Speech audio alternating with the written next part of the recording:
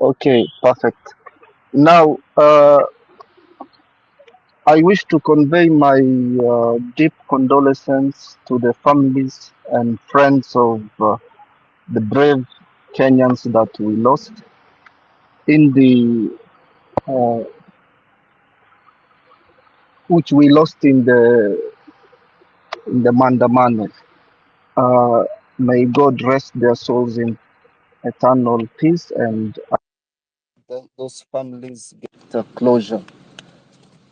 And as I start, I would be I'll take some time, so I hope each and everyone would allow me to speak so that I can be able to demystify the man who's called William Ruto and the solutions that we have and where are we going. He hosted the space today, and it was a teacher who is, yani alikuwa ni mtu anasomea watu. He was not there to be able to talk and to be able to. Sorry, my background is quite noisy.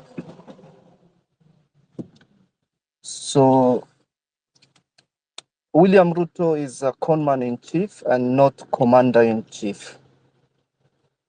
And the government is heading now is a crime scene.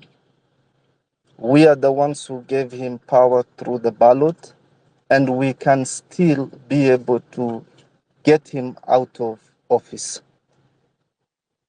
I don't want to attack Osama. I don't want to attack anyone who has let us down. They did what they could do. All I can say is let us soldier on. Now, Mr. William Ruto is somebody, you guys are talking about this runaway corruption, but I need to bring to your attention, Kimuzi. Each and every morning, Central Bank of Kenya takes money, about 17 million shillings to State House, which has been the norm. And why do they take? It is always in denominations of Kenyan shillings, dollars, pounds, and euros and yen. It is always taken to State House just because of any emergency of the presidency. He can be able to survive within that day. But the question is, does that money go back to Central Bank of Kenya? No. Where does that money go? Every day, 17 million shillings leaves Central Bank of Kenya to State House, and it never comes back. William Ruto and the people who surround him are a group of conmen. There are a lot of people who have lost their money. There are a lot of people who have closed their businesses, and there are a lot of people who have been conned. I have the list of all the people who have been conned by the government, including the president himself and the people around him. William Ruto is in that office. You guys wonder where does Oscar Sudi get the money? When William Ruto was the deputy president, Oscar Sudi used to take people to the deputy president's residence each and every morning between 5:30 and 6. You're going to meet William Ruto, you have to give out 5 million shillings. And they used to divide. William Ruto appears somewhere, sits, talks to the people. If he sees you are credible, he will do business with you. And he will not do business with you, he's going to steal your money. So that is major corruption number 2. These people are in that office to sell their time. You can't be able to see them. And if you will be able to see them, you will have to fork out money.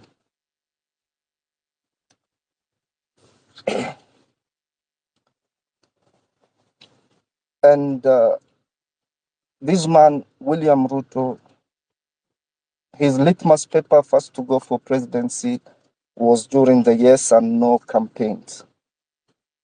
He schemed. He was able to raise the votes for the no brigade, then came into power, schemed how he's going to take over from President Uhuru Kenyatta by dividing the Kikuyu community. Sorry, we are tribeless, but I have to say as it is, where did the rain start beating us? So William Ruto came into that office, schemed. They fell out with Uhuru in 2016, late 2015, early 2016. And he was to be jailed in ICC. Were it not for Ambassador Monica Juma, who at this end betrayed Uhuru Kenyatta. She used to give information to her husband, and her husband used to give to Dennis Itumbi. And that is where the narrative of HNIB, Hustler Nation Intelligence Bureau, something of that bullshit came from. And McHugh, she's the only one who was retained by William Ruto in his government. Kimuzi, you can hear me?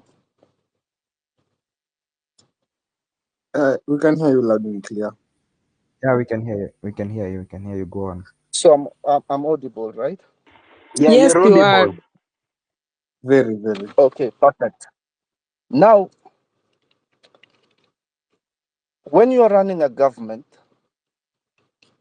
you should be a businessman, not a politician.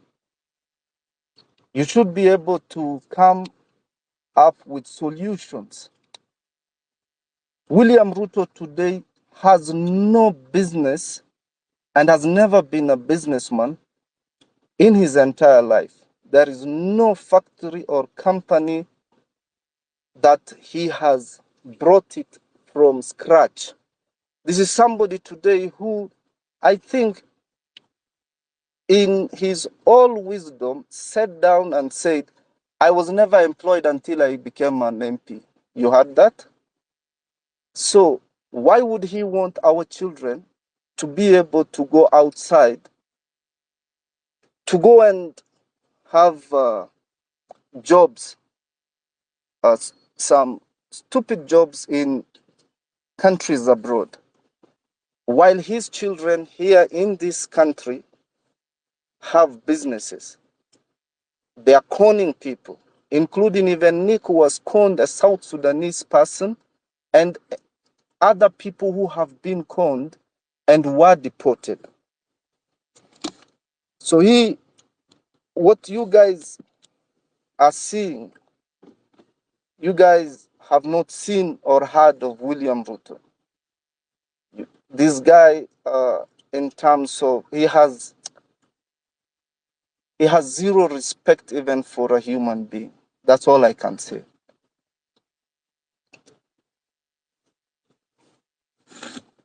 In the run-up to 2017 election, the guy schemed, sat down, divided the emerging leaders from the central region who could be a threat to his position, including the likes of William Kabogo, who they gave out a very, very, very bad narrative.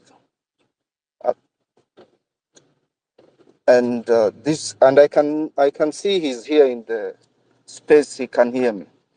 Actually, even you guys need to know that William Kabogo's son Alvin used to procure women for the PA of the president, and he used to be paid 400,000 shillings.